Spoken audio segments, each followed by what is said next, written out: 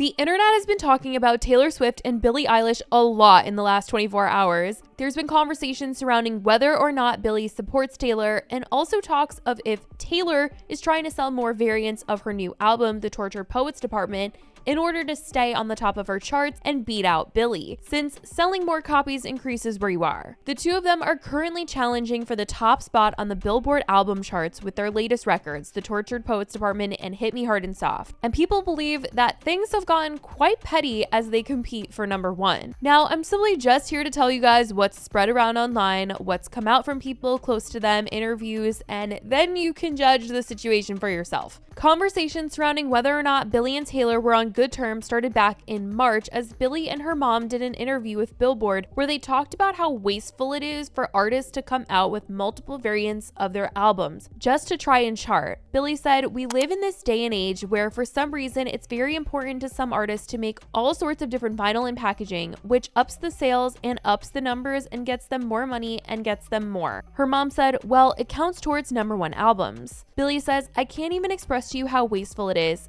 It is right in front of our faces and people are just getting away with it left and right. And I find it really frustrating as somebody who really goes out of my way to be sustainable and do the best that I can and try to involve everybody in my team in being sustainable." And then it's some of the biggest artists in the world making effing 40 different vinyl packaging that have a different unique thing just to get you to keep buying more. It's so wasteful and irritating to me that we're still at a point where you care that much about your numbers and you care that much about making money, and it's all your favorite artists doing that. People felt that she was shading Taylor since she's come out with several different variants of her albums before, selling vinyls and CDs that all include a different extra song on each one. But at the time, people also did call out Billie for having done the same thing with her Happier Than Ever album, with all the different versions that she sold. Billie denied shading Taylor and posted to her Instagram at the time saying, "Okay, so it would be awesome if people would stop putting words into my mouth and actually read what I said in that Billboard article. I wasn't singling anyone out. These are industry-wide systematic issues, and when it comes to variants, so many artists release them, including me, which I clearly state in the article. The climate crisis is now, and it's about all of us being part of the problem and trying to do better. Sheesh." Though Billie claimed she wasn't talking about anyone specific, people still felt it was shady towards Taylor,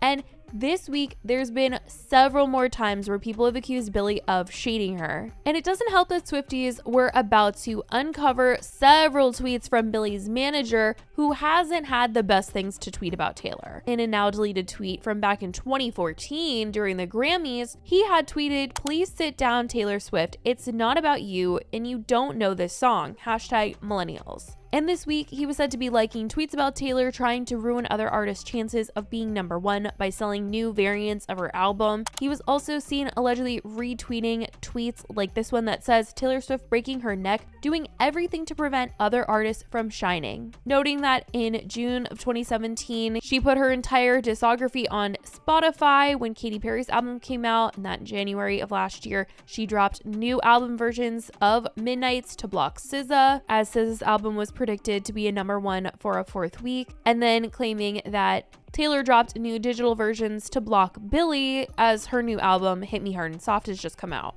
Now, the new digital versions that this tweet was referencing are the 3 new versions that Taylor dropped that include a voice memo of the first draft of 3 different songs. And clearly, if her manager is retweeting this, he full on believes that she purposely put this out there to block Billie from being a potential number one on the charts. And I'm sure if this is his feelings about that, he certainly hated seeing that she released 3 new variants that included a live recording of several songs that she performed at the Eras tour in Paris recently. And people really felt like this one was her trying to block Billie's album from reaching number one. Though this is something that every artist seems to do in order to reach or stay number one on the charts, or just try it all. Billie and her team have also been trying to do this, releasing different variants, as the other day she announced that for a limited time, she was going to be releasing 2 new digital versions of her album, a sped up version and also a slow and reverb version. There was also another version sold that included all isolated vocals, which I'll say once again that this is what artists do, and what Billie has brought up in the Billboard article from March, that this is how you chart. They aren't the only ones that are doing this, and they're not the last people to be doing this. this is normal, but a lot of people are just feeling like these moves are shady from Taylor, and clearly Billie's team is agreeing. Now, some have gone back to what Billie said though and felt like she was being hypocritical with the way that she talked about artists coming out with tons of versions just to chart when she's out here doing the same. But the thing is, when it comes to that interview, she was specifically talking about wastefulness, and these versions coming out are digital from her, so there's no packaging involved, no plastic, and that's really what she was being so critical of in that interview, when artists are mass producing multiple different versions using vinyl and all this stuff. So Billie putting out digital variants isn't going against what she was trying to say, but what really had people feeling like they had confirmation that there was some sort of beef between them or that Billie didn't like Taylor was the fact that Billie had done a radio interview with Station Head where she talked about this idea of doing a 3-hour show, and she didn't have the best things to say, feeling like fans didn't want that and she wouldn't want to watch an artist perform for 3 hours, saying it's literally psychotic. I'm not doing a 3-hour show. That's literally psychotic. Nobody wants that. You guys don't want that. I don't want that. You know what I'm saying? I don't even want that as a fan. My favorite artist in the world. I'm not trying to hear them for 3 hours. You know what I mean? It's far too long. No, you don't want that. I promise to God. You don't.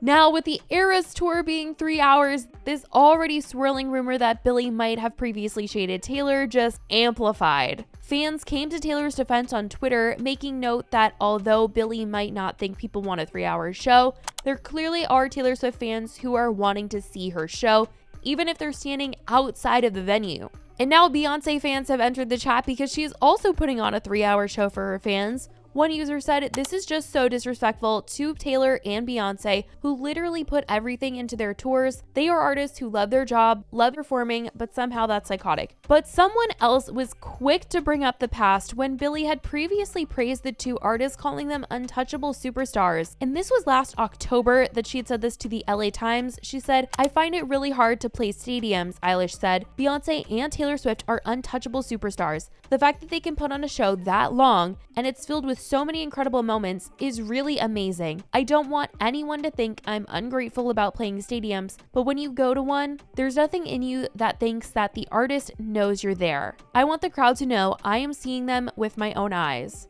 Despite this previous praise, people believe the two really are beefing for #1 right now, and there's some other small moments from this week that had people wondering if shade was being thrown, like when Kim Kardashian posted that she'd received Billie Eilish's merch, and we all know that Taylor and Kim are enemies, but Billie posted this on her story, and Taylor fans think that Billie threw some more possible shade towards Taylor during her Zane Lowe interview when she criticized her previous album for having 16 songs. Billie talked about how nobody needs that many songs, which, with the way Taylor's album has 31 songs, people were wondering if she meant some shade here. But if you actually listen to what Billie and Phineas are saying in the full interview, they're talking about her old album compared to the new album, and it doesn't seem as shady as when it's written out in text like it has been going around on Twitter. We'd work on something for one day, and I'd be like, smashed it. Done. And I think that that's like, again, it's like, Yeah. I would tell people not to overthink stuff, but I don't think that's not overthinking it. I think it was a kind of a, Smelling red fox. yeah, just sort of feeling really full of yourself or cocky.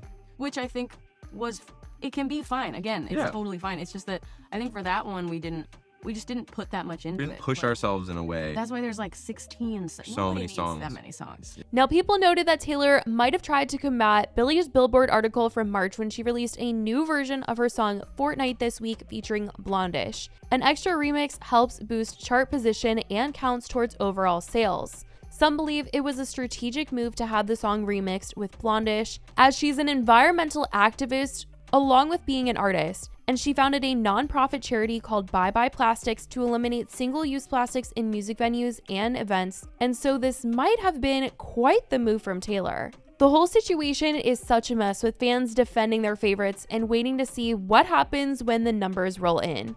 It'll be interesting to see what happens in the following days, but as of right now, that's what's been said about this whole thing. I want to know what you guys think about all of it. Who do you think is coming out on top this week, and is there actual beef between them? Let me know all your thoughts. I love you guys so much, and I will talk to you in the next video. Bye, guys.